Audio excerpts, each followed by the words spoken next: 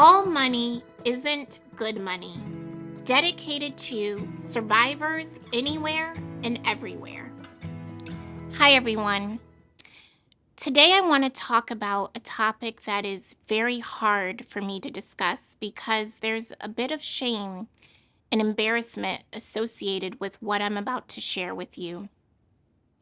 I am discussing work abuse, and I am a 2023 survivor of it. It's funny. When I think about the cycle of abuse, you would have thought I would have had it all figured out by now, given my lived experience. And yet, what I know to be true about abuse is these three things.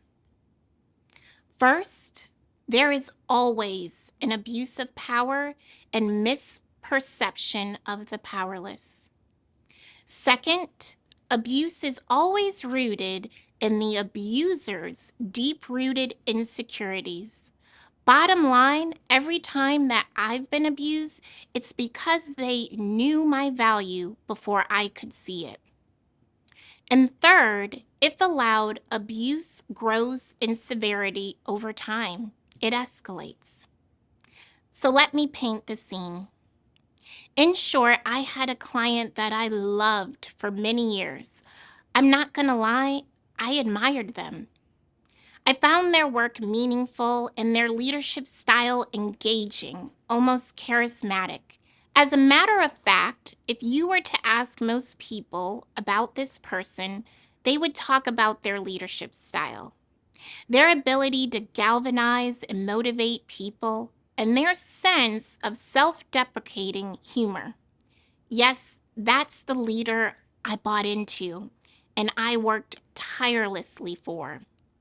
I think we are seeing an era of the popular, charismatic leaders who are more complex than we realize.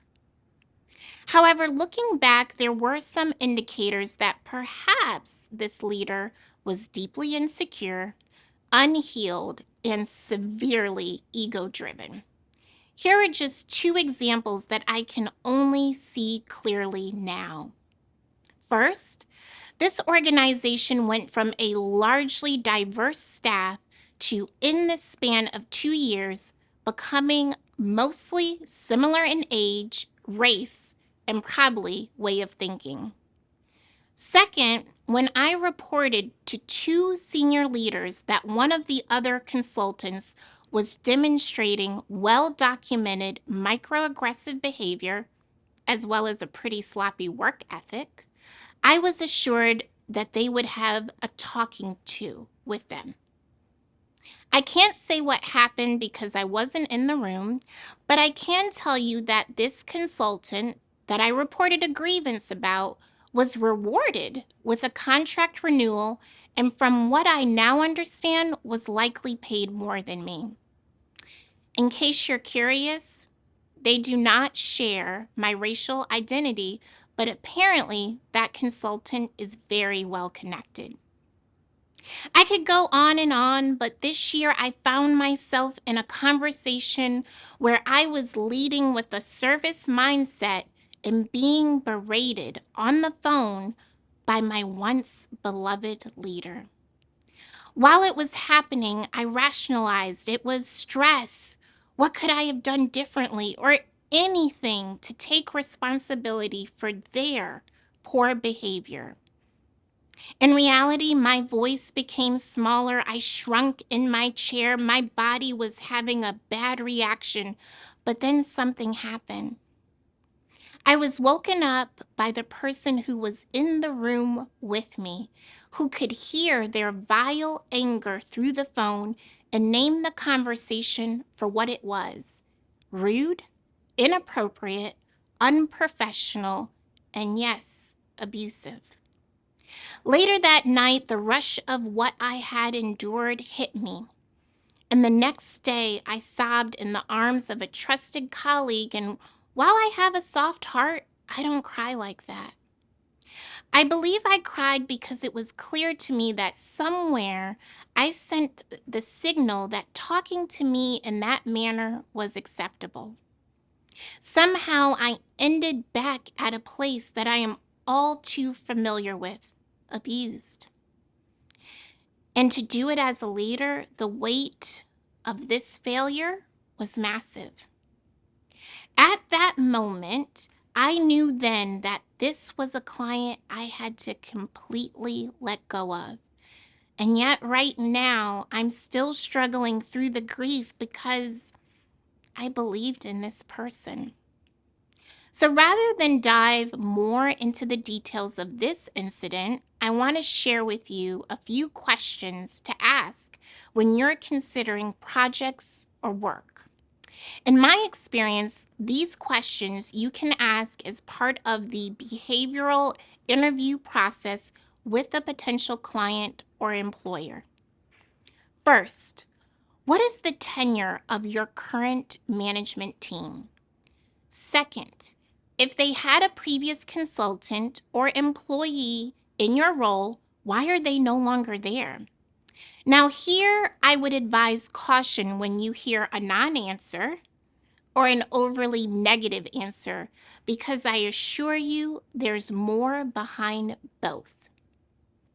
Third, how do you communicate and resolve your frustrations?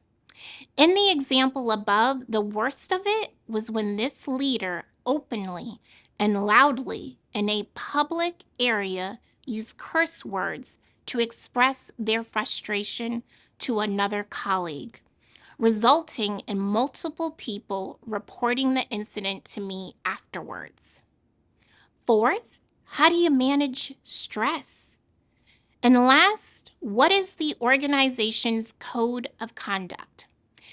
And while you ask clients these questions and then do your own assessment of their responses, what this experience has taught me is something that I have always known, which is that all money is not good money, and that common decency should never be part of any contract negotiation. I want to be crystal clear here. Abuse is wrong.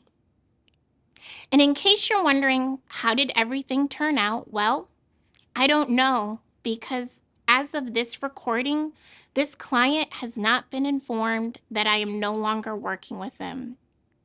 What I do know is that as soon as I mentally let them go, my business was awarded one contract for 2024 and another contract renewal for 2 years. The lesson is simple. When building your business or career, do it from an asset or abundance mindset. I think there was a small part of me that wondered, would you believe me? Do you believe me? Am I being too sensitive? And as a business owner, what could the brand damage be? But what I've learned and what this situation reminded me is that just like I survived before, I will survive and rise again. And by the way, you will do the same exact thing. I'm rooting for you. Till the next moment.